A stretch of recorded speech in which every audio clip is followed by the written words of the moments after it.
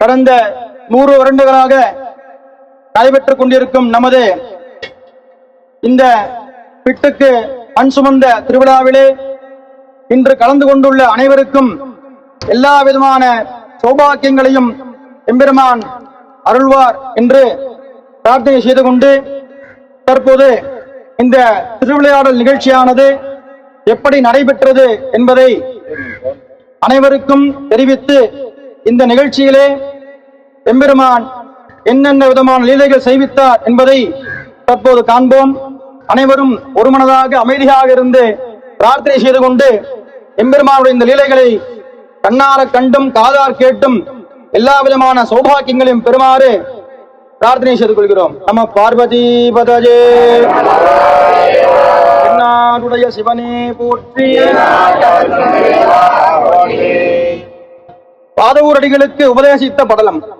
பாண்டிய நாட்டை அரிமர்த்தன பாண்டியன் ஆண்ட காலத்திலே திருவாதவூரர் என்னும் கல்வி கேள்விகளில் சிறந்த அந்தனர் ஒருவர் அமைச்சராய் விளங்கினார்.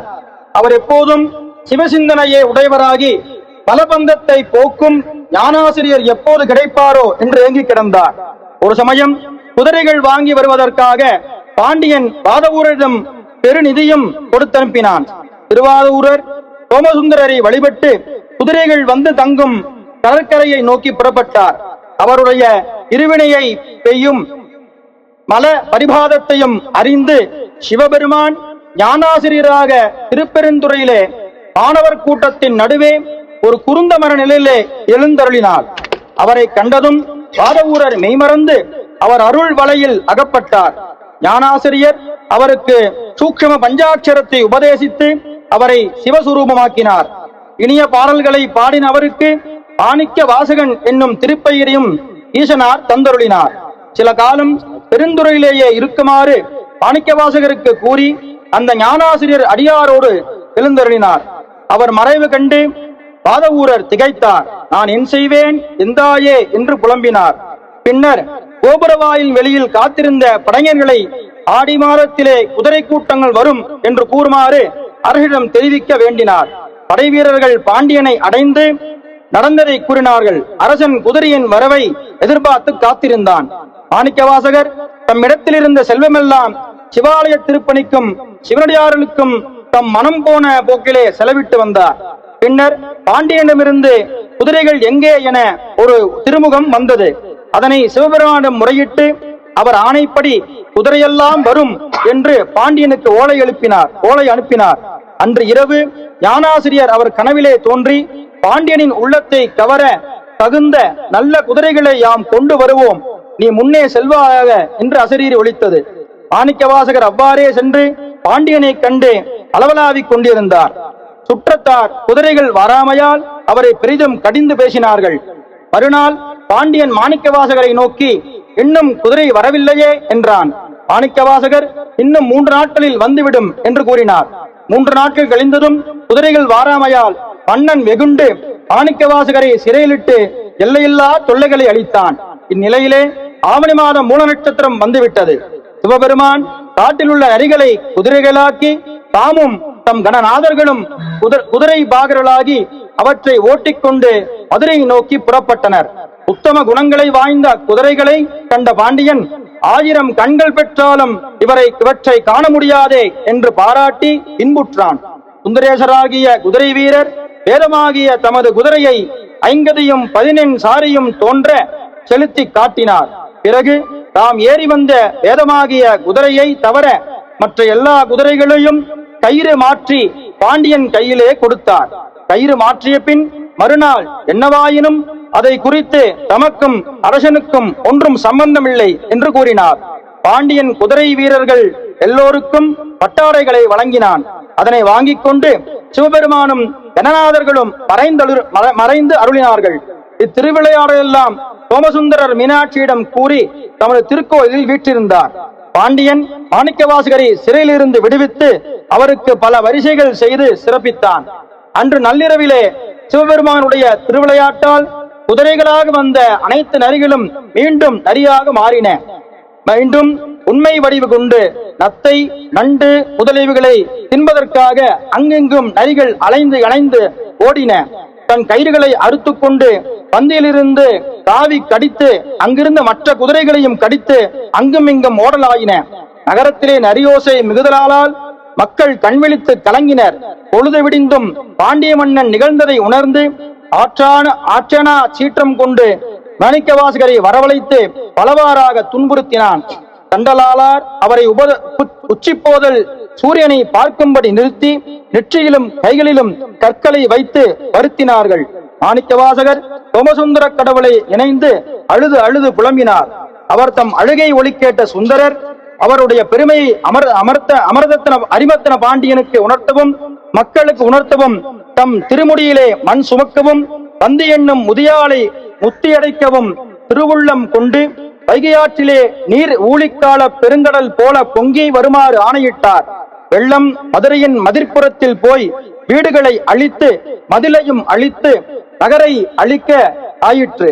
அதனால் மக்கள் எல்லோரும் பலவாறாக வருந்தினர். அரசன் செங்கோல் பிழைத்ததோ என்றார் சிலர். சிவபெருமான் திருவிளையாடலே என்றார் சிலர். 1000 குண்டோதரர் வந்து வருகினாலும் இந்த நீர் வெள்ளமானது அடங்காது என்று புலம்பினர் சிலர்.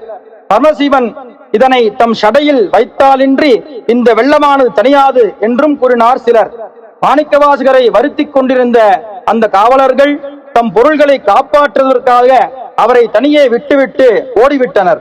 மாணிக்கவாசகர் சோமசுந்தர பெருமானை நினைத்து இன்ப வெள்ளத்திலே திளைத்திருந்தார். வைகை ஆற்றிலே பெருவெள்ளம் வரவே அவ்வெள்ளம் நகரை அழிக்காத விதத்திலே கரைகளை அமைக்குமாறு அரசன் கட்டளையிட்டான். அந்நகர மக்கள் யாவருக்கும் கரையை அடைக்கும் பொறுப்பு அளிக்கப்பட்டது. ஒவ்வொருவருக்கும் ஒவ்வொரு பகுதி கொடுக்கப்பட்டது. அந்நகரிலே இருந்த பந்தி என்னும் முதுமகளுக்கும் ஒரு பகுதி அளித்துவிடப்பட்டது. அவள் சிவபெருமானிடத்திலே அளவிலாத பக்தியுடையவள். அவளால் தனக்குள்ள பங்கை அடைக்க முடியாமல் போகவே அவள் ஈசனை வேண்டி வேண்டி என்றும் வருந்தினாள். எனவே ஈசன் கூலியாளாக உருமாறி பந்தியிடம் வர முடிவு செய்தார். அன்று சிவபெருமான் கூலி வேலைக்கு பந்தி கிளவிடம் வருகித்தல். சிவனே போற்றி, போற்றி. கூலியாளாக உருமாறி வந்தியிடம் வந்து அவள் தந்த பிட்டினையை கூலியாக பெற்று மண் எடுத்துக்கொண்டு வைகை கரை அடைக்காமல் அங்கும் இங்கும் அளவலாடிக் கொண்டிருந்தார். மண்ணை எடுக்க வேண்டியது, பின் வேறொரு புறம் கொட்ட வேண்டியது. எம்பெருமான் மீண்டும் அதுபோலவே திருவிளையாடல் புரியும் வண்ணமாக மண்ணை ஒரு இடத்திலிருந்து கரை அடைக்காமல் வேறொரு இடத்திலே கொட்டும் லீலையை தொடர்ந்து செய்து வந்தார். இந்த விதமான பலவிதமான திருவிளையாடல்களை செய்தார். சிவபெருமான் கூலியாளாக வந்துள்ளமையை அறியாத பாண்டியன் கூலியாள் மீது சினம் கொண்டு அவர் இடத்திற்கு வந்தருளினார். சிவபெருமான் கரைக்கு வந்தருளல். அங்கே வந்து அங்கிருந்த காவலாளியிடம் நடந்தவற்றை கேட்டறிந்தார். கேட்டறிந்தவுடன்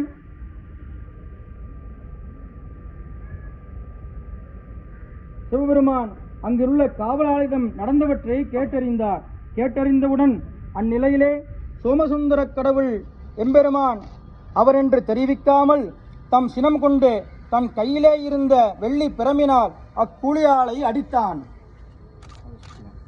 அந்நிலையிலே சோமசுந்தர கடவுள் கூடையோடு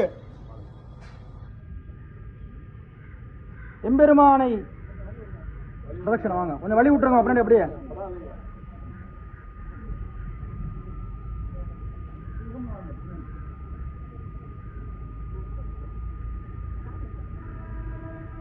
அந்நிலையிலே சோமசுந்தர கடவுள் கூடையோடு மண்ணை உடைப்பிலே போட்டுவிட்டு உடனே மறைந்தருளினார். சிவபெருமான் பெயல்பட்ட அடித்தழும்பானது அவனுடைய மனைவியார், அமைச்சர்கள், மக்கள், வீரர்கள், குதிரைகள், யானைகள், சூரியன், நட்சத்திரங்கள், மலைகள், மரங்கள் முதலிய எல்லா பொருள்கள் மீதும் அந்த அடியானது பட்டன. சோமசுந்தரர் வானத்தில் அசரீரியாக நின்று, பாண்டியனே, உன் பொருள் எல்லாம் அறவழியிலும் சம்பாதிக்கப்பட்டவை. ஆதலால் அவை நமக்கும் நன் நண்பர்களுக்கும் வாதவூரானால் கொடுக்கப்பட்டன. அவனை நீ துன்புறுத்தினாய். அப்போது நரிகளை பரிகளாக்கினோம். அன்று இரவு பரிகள் நரிகளாகின. மறுநாளும் நீ துன்பம் செய்தாய். ஆகையால் வைகையிலே வெள்ளம் பெருகச் செய்தோம். பிட்டுக்கு மண் சுமந்தோம். வந்தியை சிவலோகம் சேர்த்தோம். இவையெல்லாம் வாதவூரனின் பொருட்டே ஆகும். இவன் பெருமையை நீ அறியாய். நீ இவனை தம் விருப்பத்தின்படியே விட்டுவிடு. நீதி நூல்கள் வழியே நடந்து பல்லாண்டு பல வளமுடன் வாழ்வாயாக என்று எல்லோரும் கேட்ப இயம்பினார் ஈசன்.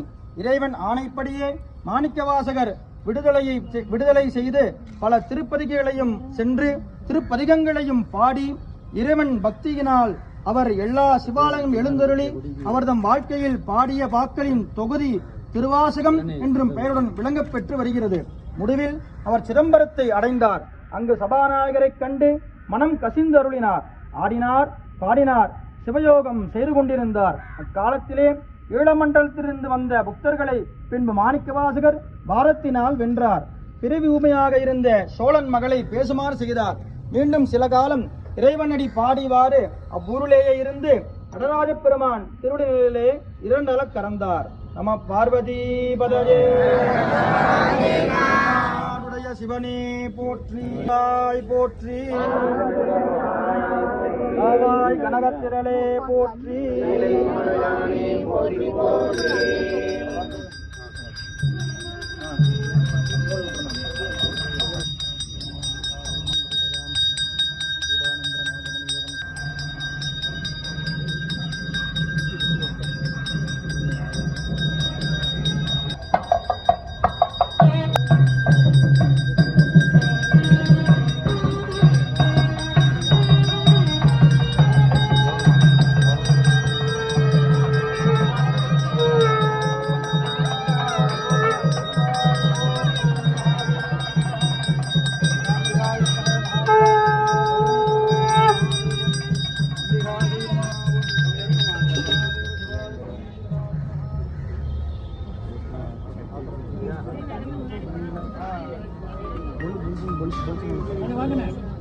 அந்த பக்கம் வர இருங்க.